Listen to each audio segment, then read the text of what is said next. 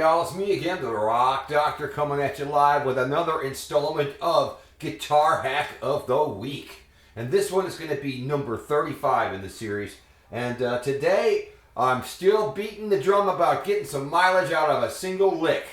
And so my point today is we can use one lick and make it fit several different chord situations just by changing the last note of the lick.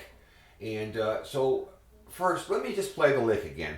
Here's essential lick number 2 from my series of the 4 essential licks one more time. It works with all of them, but let's just keep staying with this one, I guess. I'm in the key of E today. I'm playing up at the 12th fret out of the pentatonic, E pentatonic minor scale, or the E pentatonic blues scale, whatever we're going to call it. Look where I'm at here, look. That guy, everybody knows it, your grandma knows it. Now the lick itself is actually a 2-measure or 2-bar phrase. It lasts for 8 beats. So let me just play the lick, and then I'll talk about the lick again. Then I'll talk about how we can apply it to different chords to make it fit. And it's not difficult. And you won't sound like a freaking dummy. Okay, here's the lick.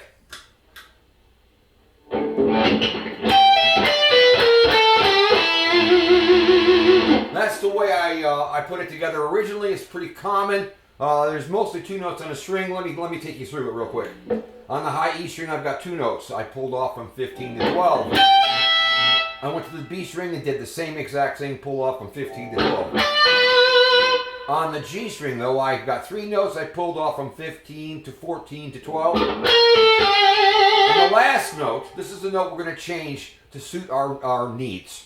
But right now, the last note is the D string 14. And the count on it, there's 2 notes on the beat, like this. 1 and 2 and 3 and 4 and 1, 2, 3, 4. I let that last note ring for a whole measure. And that last note has to coincide with whatever the chord is underneath. So now let's put the brakes on and pull over my dry erase board. All right, check it out. I put together a little a backing track, a very basic one in E minor. And if you take a look, here's what's going on. Look at this. I've got E minor for 8 beats or 2 measures. And what's going to happen is I'm going to play that lick, and I'm going to make sure that the lick ends on the root note of E minor, which is an E note, okay? Then I'm going to move on and play the same lick again, and I'm going to make sure that the last note of it is an A note, the root note of A. And I'm going to carry this idea on just to show you that one lick will serve lots of different purposes. Let's keep going. So look, now I've got 2 measures of D, and I'm going to play the lick again, and I'm going to end it on a D note. And it's going to sound perfect. So there's some logic here that we'll get into in a minute. But let's keep going. Okay, the next set of chords is G, and I'm going to play the same lick again, and I'm going to end it on a G note, and it's going to fit like a glove. And if I continue on, look, now I've got 2 measures of C. I'm going to do the same thing. I'm going to play the same lick again and end it on a C. Lastly, I've got B minor for 2 measures, and I'm going to play the lick again and end it on a B, and it's going to sound like it's tailor-made for those 2 B minor chords. It's crazy. All right. Now, let me get that out of the way. Let me go ahead and play the lick 8 different times with the different ending notes. And there's one for each chord. So for the E minor, I'm going to do this. So I played the lick, and then I ended up on the 15th fret of the B string, and I bent it up a whole step. That's a D note, and I turned it into an E. It's going to sound just like that E minor chord. All right, the next one for A minor, I'm going to play the lick again, and I'm probably going to do this.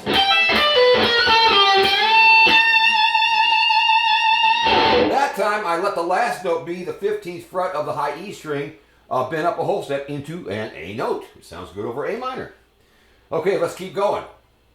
The next chord is D, and I'm going to play the lick again. I'm going to throw the last note away, and I'm going to make the last note become a D note. Here's what I'm going to do.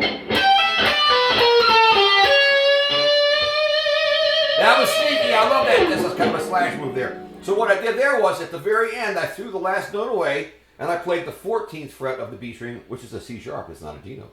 but I pushed it up a half step in vibrato there. There's a D chord right there too, look. There, hear it? All right, let's keep going. For the next one, I've got a G chord. So I'm going to play the lick again, and I'm going to end it on a G. Let me do an easy one. I play the last note there twice. The 12th fret of the G string, a G note. All right, moving on, I've got a C note next. Same lick again, and I'm going to steer it or shape it so that it fits a C chord by playing a C note. Here it is.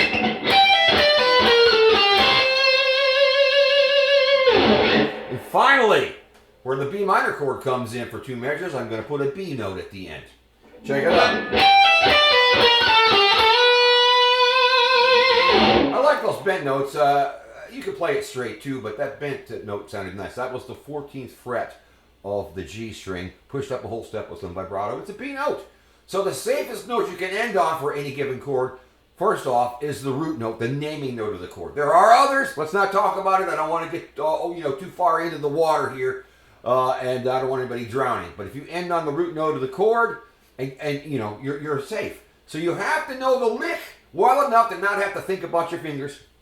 You have to know the lick well enough to just be able to play it, and you have to be aware of the chords that are underneath you, and make sure you can lock in the fact that the chord the lick lasts for 8 beats. You have to be able to have that internalized, or you'll screw it up. But it's a learning process, so just try it. All right, so let me turn this thing on. Let me click over to clean for a second. I'm going to turn this thing on and play along with it a couple times.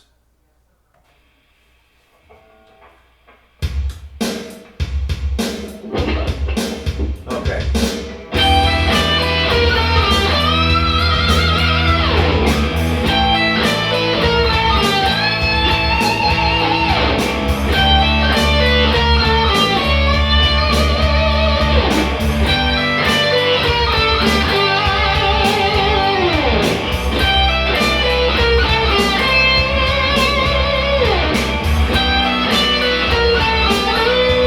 Now I'm going to talk to you in E minor.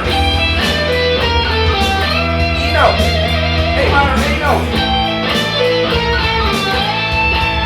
E coming up, E note. G chord coming up, G note. C chord coming up, C note.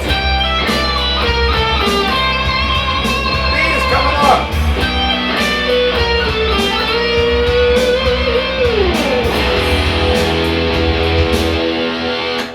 So I think you get the gist there. So that last note hits when the second measure starts. Just give it a try. It works with any lick pretty much, and with any key and any chord progression. You just have to know what you're playing over. You can't just play anything and hope it works. That's living dangerously. It might work out for you, and you might fall on your face. Anyway, so give it a try. Check it out. It's me, the Rock Doctor. Don't forget to like, share, subscribe, leave a comment, order me a pizza, find me a bass player. I don't know. Anyway, all right, I'm out of here. I love you. Bye.